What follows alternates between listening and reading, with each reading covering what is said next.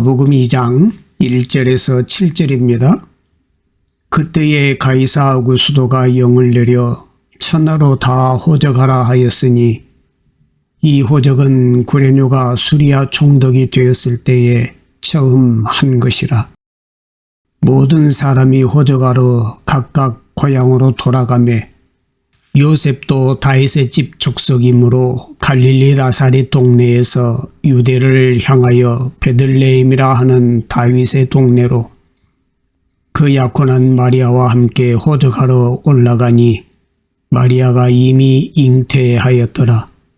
거기 있을 그때에 해산할 날이 차서 첫 아들을 낳아 강보로 싸서 구유에 뉘었으니 이는 여관에 있을 곳이 없음이러라. 아멘. 예수님의 탄생은 인류 역사의 최대 사건입니다. 예수 그리스도의 탄생을 시점으로 BC와 AD가 나누어졌습니다. 역사의 모든 분기점은 예수 그리스도의 탄생입니다. 예수 그리스도의 탄생은 위대한 사건이지요. 그럼에도 불구하고 출발 배경은 매우 초라합니다. 유대 땅의 변방인 베들레헴이라는 작은 마을에서 태어나셨습니다. 태어나실 마땅한 장소도 없었습니다. 7절에 이렇게 기록되었죠. 첫 아들을 낳아 강보에 싸서 구유에 뉘었으니 이는 여관에 있을 곳이 없음이러라. 이렇게 기록하고 있습니다. 강보로 둘러싸인 아기. 말 구유에 있는 아기에게 아무도 관심을 두지 않았습니다. 환영 파티나 세레머니도 없이 냄새나는 초라한 마구간에서 태어나셨습니다. 세상의 관점으로 보면 눈길을 끌만한 것이 하나도 없습니다. 소박한 정도가 아니고 비천한 모습으로 비춰지지요. 이것이 인류 구원자의 탄생에 어울리는 것입니까? 그런데 여기에 하늘의 비밀이 있습니다. 예수 그리스도는 낮은 자의 모습으로 오셨습니다. 하늘 보좌를 내려놓고 말 구유에 누워 계신 구원자. 예수 그리스도는 불편한 인간의 육체를 입고 오셨습니다. 세상에서 본 적도 없고 상상할 수도 없는 낙차입니다. 피조물이 피조물이 되는 것과 창조주가 피조물이 되는 것은 다른 차원이지요. 우리를 구원하시기 위해서 하나님이 인간의 시간과 공간 속으로 들어오셨다는 얘기입니다. 빌립보서 2장 6절 8절에 이렇게 기록하고 있습니다. 그는 근본 하나님의 본체시나 하나님과 동등됨을 취할 것으로 여기지 아니하시고 오히려 자기를 비워 종의 형체를 가지사 사람들과 같이 되셨고 사람의 모양으로 나타나사 자기를 낮추시고 죽기까지 복종하셨으니 곧 십자가에 죽으심이라 그랬습니다. 가장 높은 곳에서 가장 낮은 곳으로 오셨습니다. 하나님보다 더 높은 곳은 없습니다. 더 이상 낮아질 수 없는 자리까지 내려가셨습니다. 아기의 모습으로, 종의 모습으로 결국은 십자가의 자리에까지 이르십니다. 예수님은 우리가 생각하는 것과는 다른 모습으로 오셨습니다. 아무도 그를 알아보지 못합니다.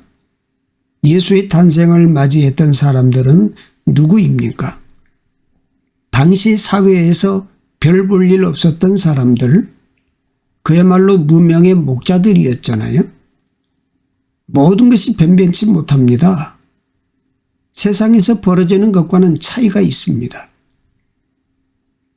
이렇게 예수님의 첫 출발은 너무 미미하고 초라합니다. 여기서 하나님의 방법과 세상의 방식에는 차이가 있다는 것을 알 수 있지요. 확대가 아니라 축소시키는 방식입니다. 하나님이 작아지실 대로 작아지십니다. 예수님의 탄생은 부풀리거나 과장이 전혀 없습니다. 화려한 곳이 아니라 냄새나는 마국간과 같은 곳입니다. 높아진 마음으로는 말 구유에 누인 아기를 알아볼 수가 없습니다. 동방 박사들은 별을 따라가다가 헤롯궁에 아기 예수를 찾으러 가지요. 하지만 예수님은 화려한 곳에 계시지 않았습니다. 구원을 이루시는 하나님의 방법은 우리가 생각하는 것과 다릅니다. 예수는 초라한, 이목을 끌만한 어떤 것도 없는 연약한 아기의 모습으로 오셨습니다. 압제하고 군림하는 왕으로 오시지 않았습니다. 쟁취하는 것이 아니라 자신의 모든 것을 내어놓으셨습니다. 우리는 우리의 눈을 교정해야 합니다. 높은 것만 바라보고 살아가는 사람들은 낮은 곳으로 오신 예수를 알아볼 수 없습니다. 눈을 하향 조정해야 합니다.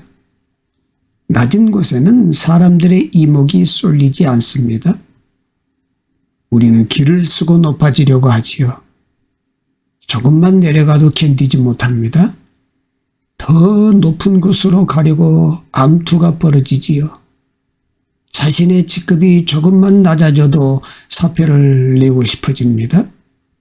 화려하고 박수를 받고 조명을 받는 곳에 나아가지만 주님은 그곳에 계시지 않았습니다. 세상적인 관점을 가지고 있으면 예수는 보이지 않습니다. 하나님이 인간이 되셨는데 우리는 스스로 하나님이 되려고 하지요. 마음이 낮아져야 합니다. 심령이 가난한 자에게 복이 있다고 성경은 말씀하지요. 우리는 죄인입니다. 하나님을 받아들이고 하나님을 알아볼 만큼 영적인 눈이 밝지 않습니다. 성령이 임하셔야 합니다. 우리의 높아진 마음을 낮추어야 아기 예수를 맞이하는 은혜가 임하게 됩니다. 아기로 오신 예수님은 누구입니까? 이사야는 예수 그리스도 탄생 700여 년 전에 이런 예언을 하지요. 이사야 9장 6절입니다.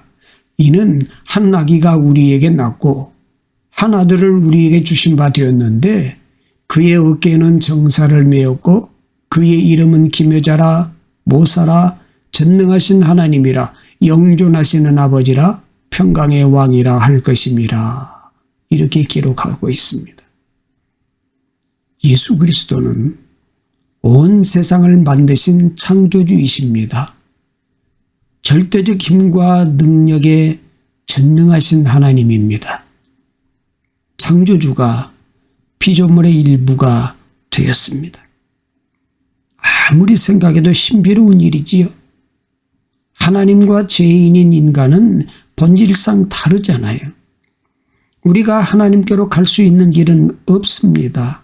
아무리 노력하고 모든 수단과 방법을 동원해도 하나님께로 갈 수가 없습니다. 구원은 우리 안에 있는 것으로는 안 된다는 얘기지요. 인간이 아닌 인간의 바깥에서 구원의 길을 열어야 구원이 가능합니다. 그래서 하나님이 우리에게로 친히 찾아오셨습니다. 복음 안에 매우 중요한 주제는 성육신, 인카네이션입니다. 하나님이 인간이 되셨습니다. 그의 어깨는 정사를 메었고 전능하신 하나님이신데 지금 강보에 쌓인 아기가 되어 있습니다. 이사야 53장 2절 말씀에는 그는 주 앞에서 자란 아기를 연한 순 같고 마른 땅에서 나온 뿌리 같아서 고운 모양도 없고 풍채도 없은즉 우리가 보기에 흠모할 만한 아름다운 것이 없도다. 이렇게 기록하고 있습니다. 눈길을 끌 만한 것이 하나도 없었습니다. 오히려 눈을 돌리게 하는 모습이지요. 우리는 아기들을 보면 무장해제되잖아요. 아기의 손에는 도발적인 것이 하나도 없잖아요. 아기를 보면서 어떤 위압감과 두려움을 느끼지는 않잖아요. 한없이 부드러운 게 아기지요. 아기 예수는 세상의 권력자들과 전혀 다른 연약한 모습입니다. 사리에 가득한 헤롯 왕의 칼날 앞에 예수의 목숨은 위태롭습니다. 예수님은 수많은 천사를 동원하실 수 있는 분이시잖아요. 그러나 예수 그리스도는 힘을 가지고 있음에도 그 힘을 사용하지 않았습니다. 공생의 동안에도 당시 권력자들과 힘으로 대결한 적이 없습니다. 주님은 권력의 한계가 무엇인지 알고 계셨습니다. 힘으로 할 수 없는 것이 있다는 것을 아셨습니다. 힘의 한계가 무엇인가요? 자신이 가진 힘을 자랑하면 다 도망갑니다. 힘은 두려움을 주지요. 사람들은 권력의 유혹을 쫓아갑니다. 권력은 폭력적으로 흐르기가 쉽고 자기 중심적으로 사용하기가 쉽습니다. 권력을 가진 자들이 쉽게 타락하는 이유입니다. 당시 권력을 가지고 있던 헤롯 왕은 예수를 죽이려고 했습니다. 사랑과 권력은 다른 극점에 있습니다. 오늘도 마찬가지입니다. 힘을 추구하는 사람은 예수를 죽입니다. 하나님은 사랑이십니다. 예수님은 힘과 거리를 두셨고 우리를 사랑하시기 때문에 모든 힘을 다 감추셨습니다. 스스로 연약해질 것을 결정하신 아기 예수입니다. 권력의 힘으로 사람을 모을 수 있습니다. 그러나 권력이 사라지면 사람도 다 떠나가지요. 돈의 힘으로 무엇이든지 할 수 있지만 사랑은 살 수 없습니다. 아기로 오신 예수는 하나님의 사랑이 얼마나 부드러운지를 우리에게 보여주고 있습니다. 하나님의 사랑보다 더 부드럽고 섬세한 것은 없다는 걸 보여주고 있지요. 힘을 내려놓아야 사랑이 가능해집니다. 하나님은 우리를 사랑하시기로 작정하셨습니다. 하나님이 우리와 같이 되었습니다. 태아로 어린 아기로 오셨고 모든 것을 내려놓으셨습니다. 누구나 다가갈 수 있는 분으로, 다가갈수록 더 친근하신 분으로 우리 가운데 오셨습니다. 예수에게로 가면 거부감이 없습니다. 내치지 않습니다. 사랑하는 사람은 자기 마음대로 할 수 없습니다. 상대를 위해 모든 것이 기울어져 있잖아요. 사랑하기 때문에 약해지고 사랑하기 때문에 자기 주장을 감추는 거예요. 아기 예수를 통하여 하나님이 우리를 얼마나 사랑하시는가를 알 수 있습니다. 우리와 함께 하시기 위해 우리가 놀라지 않고 거리를 느끼지 않도록 연약한 아기의 모습으로 오셨습니다. 전능하신 하나님이 아기의 모습으로 성육신하신 것은 신비 중에 신비입니다. 우리는 예수를 믿을수록 속이 좁아지면 안 됩니다.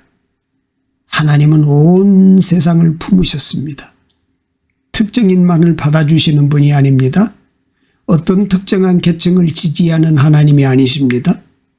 하나님은 우리가 생각하는 것보다 훨씬 더 높고 넓고 깊으신 분이십니다. 내 좁은 시야 안에서 받아들이려고 한다면 아기로 오신 예수를 이해할 수가 없습니다. 하나님이 인간이 되셨습니다. 누군가를 사랑한다면 우리는 그 사람의 자리로 내려가야 합니다. 나의 것을 포기해야 합니다. 함께 한다는 것은 쉬운 일이 아니지요. 불편한 일이고 상당한 용기가 필요하지요. 하나님이 우리를 사랑하시기에 지불하신 대가는 엄청난 것입니다. 사랑은 육안으로 볼 수 없고 손으로 만질 수 없습니다. 보이지 않고 만져지지 않지만 하나님의 사랑이 우리를 숨쉬게 합니다. 그 사랑의 힘으로 구원받았고 그 사랑의 힘으로 오늘을 살아가고 있습니다. 사랑한다는 것은 나의 입장이 아니라 상대의 입장이 되는 것에서부터 출발하는 것입니다. 왜 세상이 혼란하고 어렵습니까? 자기의 위치와 입장에서 다른 사람을 해석하고 판단하기 때문입니다. 모두가 자기 소리를 내기 때문입니다. 상대를 이해하려고 하면 나의 주장을 내려놓아야 합니다. 우리는 사랑을 해도 내 방식으로 사랑을 하지요. 인간의 사랑은 한계가 있습니다. 우리의 사랑은 늘 미숙하고 결함이 많으며 사랑을 해도 자기중심적입니다. 성육신의 원리는 하나님이 우리를 구원해 내시기 위한 하나님의 지혜일 뿐만 아니라 모든 삶의 문제와 갈등을 푸는 키가 되는 원리를 하나님께서 우리에게 친히 가르쳐 주신 것입니다. 성육신은 나를 포기하는 것입니다. 나의 권리를 내려놓는 것입니다. 하나님은 자신의 모든 것을 깨뜨리셨어요. 거룩하신 하나님이 죄인과 같이 되셨습니다. 왕 중의 왕이신 그분이 종의 형체를 가지셨습니다. 예수 그리스도는 우리를 죄인으로 규정하고 정죄하시기 위해서 오신 분이 아닙니다. 용서받지 못할 특정한 죄가 없습니다. 죄인이라 할지라도 누구든지 나아오기만 하면 그대로 끌어안아 주십니다. 하나님께서 우리와 함께 하시기 위하여 우리 가운데 찾아오셨습니다. 아기로 태어나신 예수의 또 다른 이름은 임마누엘입니다. 우리와 함께 하시는 하나님은 인간에게 주어진 최상의 복이라는 얘기입니다. 세상에서 누가 가장 복을 받은 사람일까요? 하나님과 함께 하는 사람입니다. 하나님이 우리와 함께 하시는 삶을 살아가는 것입니다. 언제 복이 떠나가는 것입니까? 하나님으로부터 멀어질 때입니다. 히브리 사상에서는 복을 받는다는 것과 하나님이 함께 하신다는 말은 동의어라고 합니다. 틀림없는 이야기입니다. 하나님이 없는데 복이 있을 수 없고 하나님과 함께 살아가는데 복이 없을 수가 없습니다. 복은 하나님으로부터만 오는 것입니다. 그 복은 우리가 노력해서 얻는 것과 다른 차원의 복이지요. 세상의 모든 것을 다 가진 것 같은 삶을 살아가는데 불행한 사람이 많습니다. 좋은 두뇌를 가지고도 비극적으로 인생이 끝나는 사람도 많지요. 세상의 모든 좋은 것을 다 누리고 사는데도 불구하고 얼굴에는 활기가 없고 우울한 삶을 살아가는 사람들이 얼마나 많습니까? 하나님과 함께하는 삶이 복입니다. 하나님과 분리된 복은 없습니다. 하나님이 우리에게 보여주신 사랑 안에 구원의 놀라운 방법이 숨어 있습니다. 그 사랑을 계속 배워가고 그 사랑을 베푸는 삶을 살아가지 않으시겠습니까? 성탄절 아침에 구유에 누인 아기 예수, 그 아기 예수를 만나려면 우리의 마음을 낮춰야 합니다. 우리도 모르게 교만해진 마음이 있지요. 허탄한 것과 세상의 허영을 쫓았고 탐욕이 있었습니다. 교만해진 마음을 내려놓고 낮은 곳으로 갈 때 하나님께서는 그곳에서 우리를 만나 주실 것입니다. 우리와 함께 하시는 임마누엘의 주님, 아기 예수로 오신 그 예수를 마음에 깊이 모셔드리십시오. 임마누엘의 주님과 매일 함께 걸어가시기를 바랍니다. 우리 안에 평화와 기쁨이 넘치고 치유의 역사가 일어나고 모든 엉킨 것이 회복되는 역사가 일어나는 축복이 있기를 간절히 바랍니다. 살아계신 하나님, 우리와 함께 계시며 우리를 선하고 복된 길로 이끄신 은혜에 감사드립니다. 주님은 영원한 생명을 주시는 구원자로 이 땅에 오셔서 우리를 위한 임마누엘이 되어주셨습니다. 임마누엘의 하나님이신 예수 그리스도를 찬양하며 주의 이름을 높여 경배합니다. 시간을 창조하시고 운행하시는 하나님, 주님께서 하시는 일들과 그 시작의 끝을 다 헤아려 알 수 없지만 돌아보면 모든 것이 은혜였습니다. 먹고 마시는 것, 수고함에 의해 쓴 일, 형통했던 일과 실패의 쓰라린 경험들도 고난을 통해 연단하심도 은혜였고 주님의 손길이었고 축복이었습니다. 이제 우리와 함께 하시는 하나님을 힘써 알기 원하며 우리 삶에서 하나님을 드러내기를 원합니다. 일생토록 영광 돌리는 거듭난 자의 삶을 감사로 살아내기를 원합니다. 하나님, 신앙 연수가 더할수록 사랑하고 이해하고 용서하는 인격의 기품이 있기를 원합니다. 굳어진 얼굴의 웃음이 회복되게 하시고 일상의 사소한 것에서도 하나님의 은혜를 깨닫고 주님의 선하심과 인자하심을 찬양하게 하옵소서. 모든 말씀을 예수님의 이름으로 기도드립니다. 아멘.